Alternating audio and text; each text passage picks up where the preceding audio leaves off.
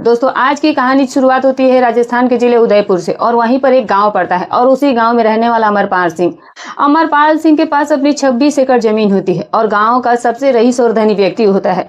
Power होता है, पैसा होता है, रुतबा भी होता है और इसी वजह से गांव के सभी लोग इसकी काफी ज्यादा इज्जत भी किया करते थे।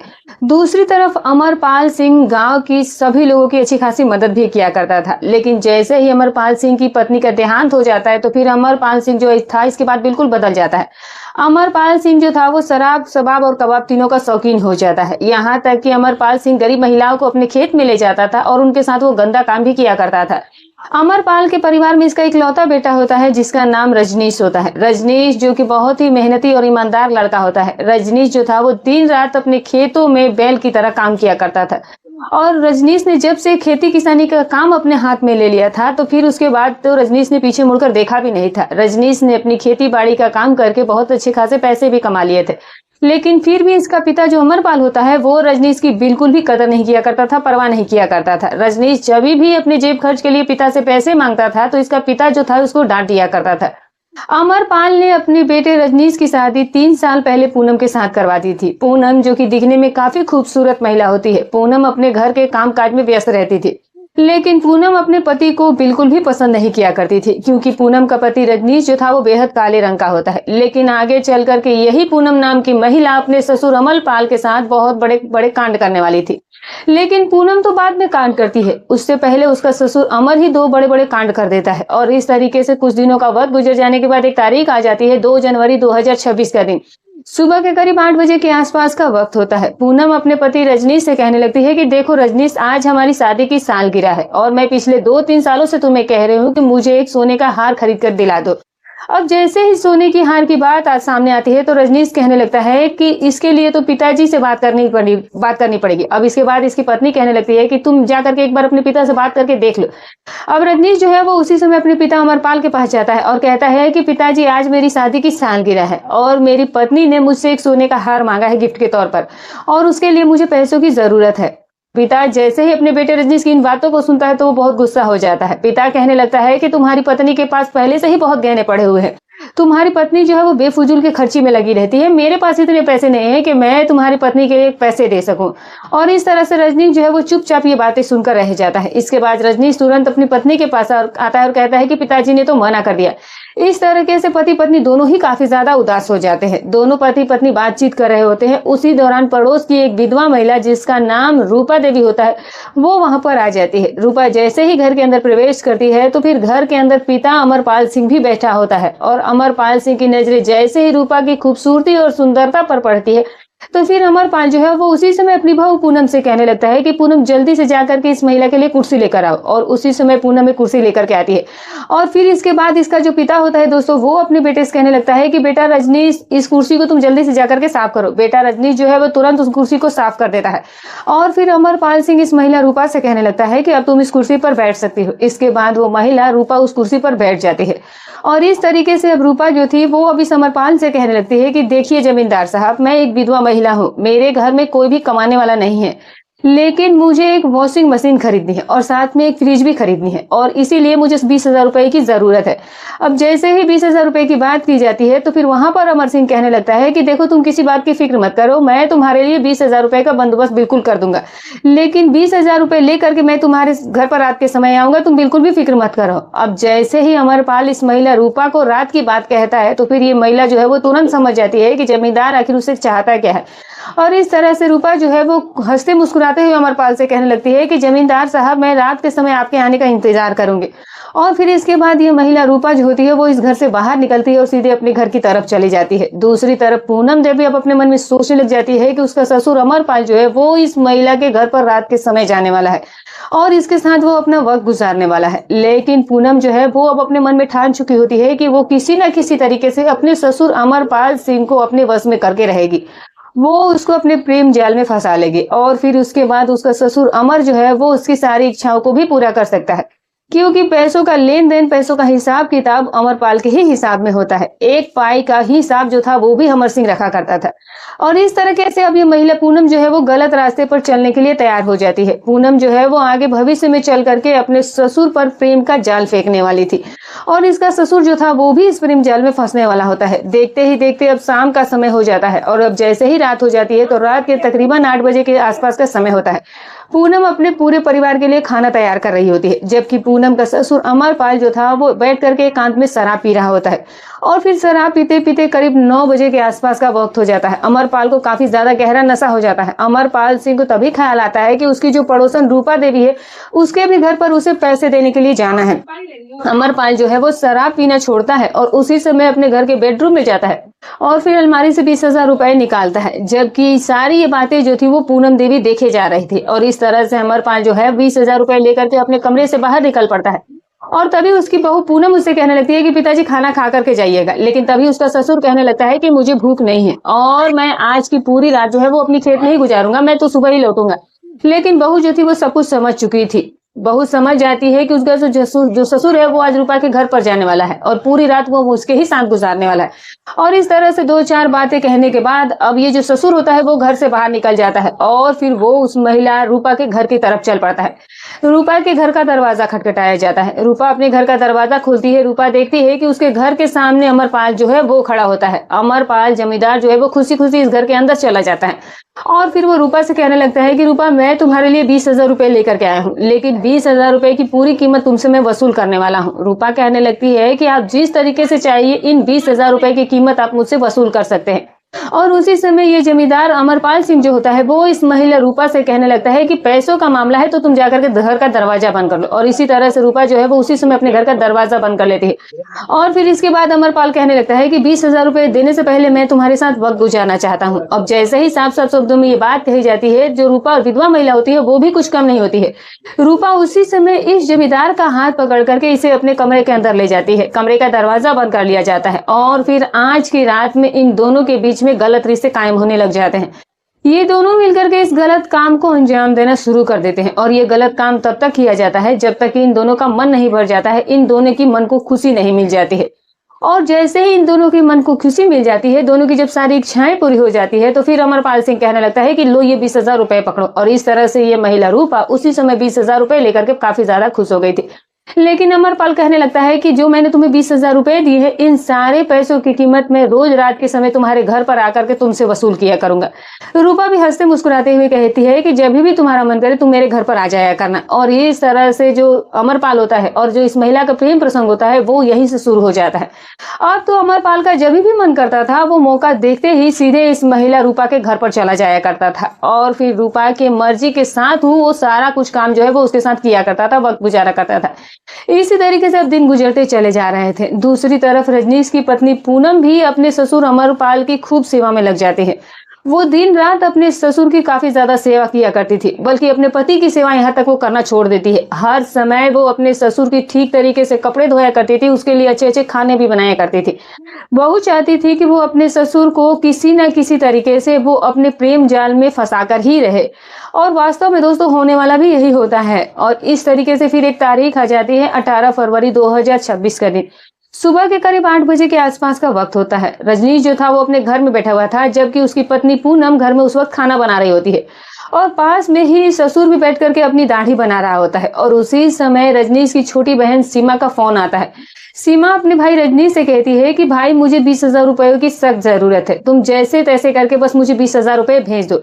रजनीश अपनी बहन सीमा से कहने लगता है कि सीमा पैसों का हिसाब किताब तो तुम जानती हो कि पिताजी रखते हैं, मेरे पास तो पैसे होते ही नहीं है, मुझे तो बस जेबी खर्च मिलता है और उसका भी पिताजी हिसाब किताब करके ही देते हैं। और फिर इसके बाद जो सीमा होती है वो अपने पिता अमर के पास फोन कॉल करती है और फिर वो अपने पिता से कहने लगती है कि पिताजी मुझे 20,000 रुपयों की सख्त जरूरत है और आप जैसे तैसे करके बस मुझे 20,000 रुपए दे दीजिए। पिता भी अपनी बेटी सीमा से कहने लगता है कि देखो बेटी सीमा, तुम किसी बात की फिक्र मत करो, मैं आज ही तुम्हारे पास 20,000 रुपए जरूर भेज दूंगा। और इस तरह से अमरपाल जो है वो अपने बेटे रजनीश से कहता है कि रजनीश ये 20,000 रुपए पकड़ो और जाकर के अपनी बहन सीमा के घर जाओ और उसे ये 20,000 रुपए दे करके आ जाओ। इसके बाद रजनीश अपने पिता से अमरपाल सिंह कहने लगता है कि पिताजी मैं इन पैसों को किसी दुकान से ट्रांसफर करवा देता हूँ। लेकिन वहां पर जो अमरपाल सिंह होता है वो अपने बेटे रजनीश से कहने लगता है कि बेटा तुम्हें अपने बहन के घर ही जाना होगा और उसके ही हाथ में ये 20,000 रुपए दे के ही आने चाहिए। और वैसे भी तुम्हें 3-4 साल का वक्त हो चुका है, तुम अपनी बहन के घर पर गए भी नहीं हो, तो इसी बहाने कम से कम चले जाओ। और इस तरह से अब रजनीश मजबूर होकर के अपने पिता से कहता है कि ठीक है फिर पिताजी मैं बहन के ही घर पर चला जाता हूँ। और इस तरह से जैसे ही ये बातें पिता और बेटे के बीच हो रही होती है तो फिर दूसरी तरफ पूनम उसी समय बहुत खुश हो जाती है। आज के समय में पूनम जो थी वो बहुत बड़ा कांड करने वाली थी।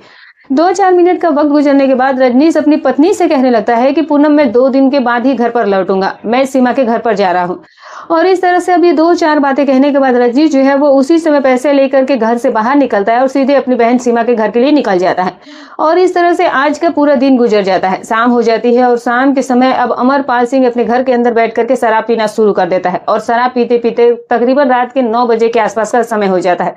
दूसरी तरफ पूनम भी अपने ससुर के लिए खाना बना चुकी होती है, लेकिन ससुर जो है वो अपनी बहू पूनम से कहने लगता है कि पूनम मुझे खेत में जाना है और खेत से मैं अब कल सुबह ही लौटूंगा। लेकिन जैसे ही ये बात कही जाती है तो फिर पूनम समझ जाती है कि उसका ससुर जो है वो खेत में नहीं जाने वाला है, बल्कि वो तो उस विधवा महिला रूपा के घर पर जाने वाला है। उसी समय तभी पूनम कहने लगती है कि मुझे पता है कि आप रूपा के घर पर जाते हैं, उसके साथ अपना वक्त गुजारते हैं।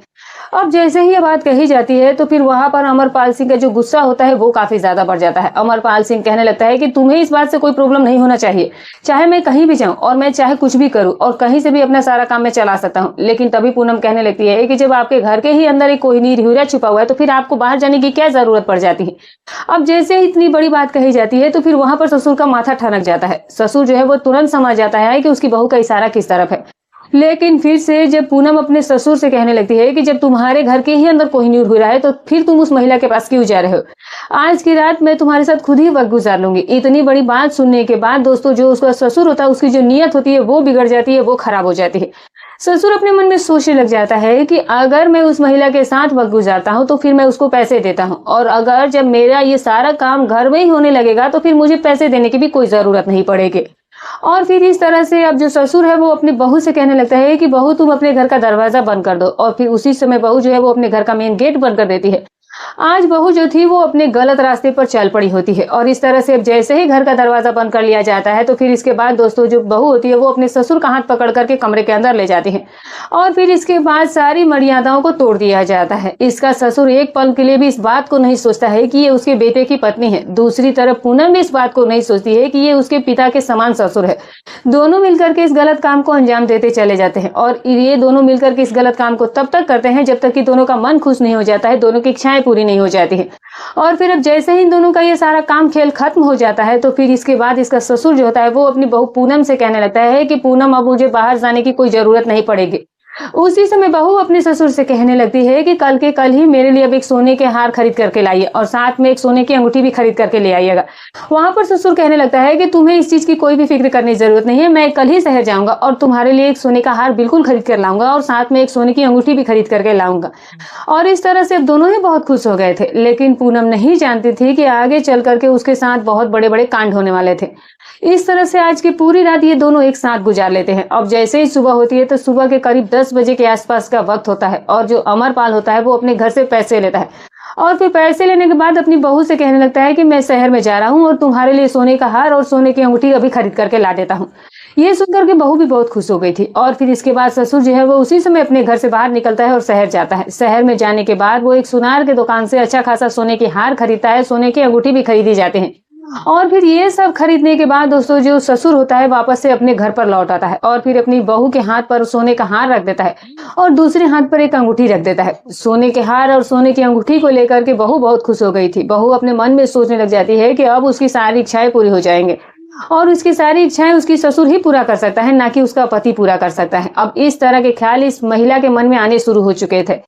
इस तरह से बहू और ससुर जो था उन दोनों का प्रेम प्रसंग शुरू हो जाता है। अब जब भी दोनों को मौका मिलता था तो वो मौके का फायदा उठाया करते थे। अब इसी तरह से 3-4 दिन का वक्त गुजर जाता है और इसी तरह से इन 2-3 रातों के दौरान इन दोनों के बीच हर रोज गलत काम होता है। अब जैसे ही 3 दिन 4 दिन का वक्त गुजर जाता है तो फिर जो अमरपाल का बेटा होता है रजनीश अपनी बहन के घर से वापस लौट आता है।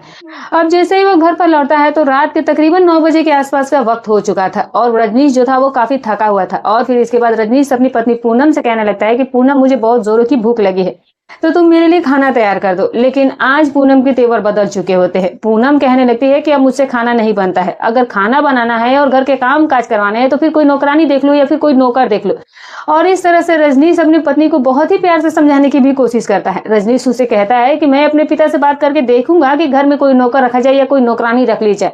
अब जैसे इन दोनों के बीच में ये बातचीत हो रही होती है तो फिर उसी समय अमरपाल भी घर पर आ जाता है। अमरपाल पूछने लगता है कि तुम दोनों के बीच में क्या बातें हो रही है। अब इसके बाद रजनीश जो है वो अपने पिता को कहने लगता है कि पिताजी, मेरी पत्नी जो है वो अब खाना नहीं बनाना चाहती है और ना ही अब उससे घर के कामकाज होते हैं। तभी जो ससुर होता है वो खुश होकर कहने लगता है कि ये तो कोई बड़ी बात नहीं है, मैं घर में किसी नौकरानी की व्यवस्था कर दूंगा और फिर घर का कामकाज बिल्कुल अच्छे तरीके से होने लग जाएगा। और इस तरह से अब जो रजनीश होता है जैसे ही अपने पिता की इन बातों को सुनता है तो वो हक्का बक्का रह जाता है। रजनीश अपने मन में सोचने लग जाता है कि उसका पिता जो है वो आजकल बदल चुका है। लेकिन रजनीश जो था वो कुछ भी नहीं जानता था। वो एक भोला भाला इंसान होता है, सीधे रास्ते पर चलने वाला वो एक इंसान होता है दोस्तों। अब इसके बाद जब वो अपनी पत्नी से लगातार बातचीत कर रहा होता है तो फिर रजनीश की जो नजर थी वो उसी समय सोने के हार पर पड़ती है और सोने की अंगूठी पर पड़ती है। रजनीश अपनी पत्नी पूनम से कहने लगता है कि पूनम, तुम्हारे पास ये सोने का हार और ये सोने की अंगूठी कहाँ से आई है। तभी पूनम जो होती है वो वहां पर अपने पति को कहने लगती है कि ये सोने का हार और ये सोने की अंगूठी जो है वो मेरे ससुर जी ने मुझे ला करके दी है और बहुत ही प्यार से दी है। अब जैसे ही ये बात बेटा रजनीश सुनता है तो पहले तो रजनीश के होश उड़ करके रह जाते हैं। लेकिन उसी समय जो अमरपाल होता है वो कहने लग जाता है कि मेरे घर में सिर्फ एक ही बेटा है और एक ही बहू है, और अगर मैं तुम लोगों की इच्छाएं पूरी नहीं करूंगा तो फिर मैं तुम लोगों का पिता कैसे रहा। और इस तरह से जो रजनीश होता है अपने पिता की सारी बातों पर यकीन कर लेता है, अपनी पत्नी की सारी बातों पर यकीन कर लेता है। लेकिन आगे चल करके अंजाम जो था वो बहुत बुरा होने वाला था। इस तरीके से अब काफी दिनों का वक्त गुजर जाता है और फिर एक तारीख आ जाती है 10 मार्च 2026 का दिन।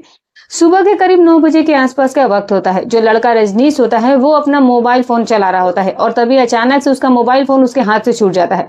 और जैसे ही फोन हाथ से छूट जाता है तो फिर फोन टूट जाता है दोस्तों। और जैसे ही ये मोबाइल टूटता है तो फिर अमरपाल अपने बेटे रजनीश पर भड़क जाता है, कहने लगता है कि तुमने मोबाइल को जानबूझकर ही तोड़ दिया है। अब उसी समय रजनीश कहने लगता है कि पिताजी, मैंने ये जानबूझकर नहीं फोड़ा है, बल्कि ये मेरे हाथ से गलती से छूटकर नीचे गिर गया जिसकी वजह से ये टूट गया। और वैसे भी अब ये 5 साल पुराना फोन है तो आप मेरे लिए एक नया फोन खरीद दीजिए। तभी उसका पिता कहने लगता है कि मेरे पास इतने पैसे नहीं है। पिता जो है वो अपने बेटे पर आज भड़क जाता है। लेकिन उसी समय बहू अपने ससुर से कहने लगती है कि पिताजी, रजनीश के लिए कोई एक अच्छा सा मोबाइल फोन खरीद करके दे दीजिए। अब जैसे ही बहू ये सारी बातें कहती है तो फिर ससुर अपने बेटे रजनीश से कहने लगता है कि बेटा, मैं अभी तुम्हें पैसे दे देता हूँ और तुम जाकर के एक अच्छा सा मोबाइल फोन खरीद करके आज ही ले आओ। और फिर इसके बाद जो रजनीश का पिता होता है अमरपाल अपने कमरे में जाता है और घर में वो अलमारी से अपने 20,000 रुपए निकाल कर रहता है और बेटे को दे देता है और उससे कहता है कि बेटा, इसी समय शहर में चले जाओ और एक अच्छा सा मोबाइल फोन खरीद कर लाओ। रजनीश ये सुनकर के बहुत खुश हो गया था। रजनीश सोचने लग जाता है कि उसका जो पिता है वो पूरी तरीके से बदल चुका है।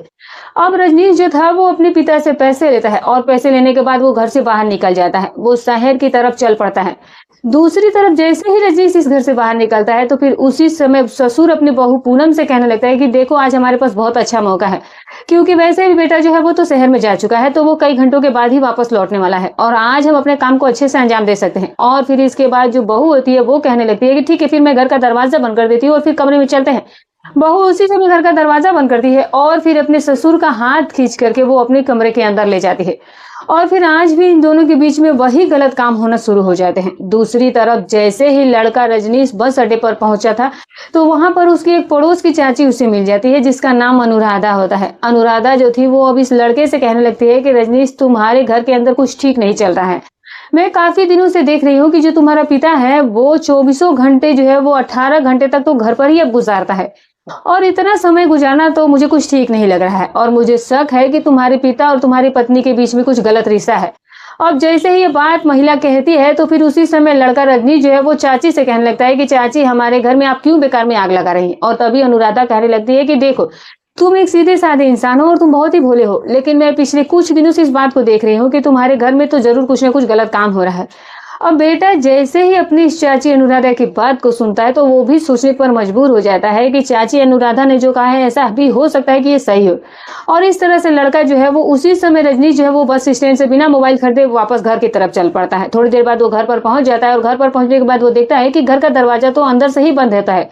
रजनी सब अपने मन में सोचने लग जाता है कि अनुराधा चाची ने शायद जो कहा था वो सही ही है। और इस तरह से अब ये जो लड़का होता है, जो रजनीश होता है, वो अपने घर की दीवार फांद करके अपने घर के अंदर चला जाता है। घर के अंदर जाने के बाद वो अपने बेडरूम में जाता है और फिर बेडरूम में जब वो जाता है तो उसकी आंखें फटी की फटी रह जाती हैं।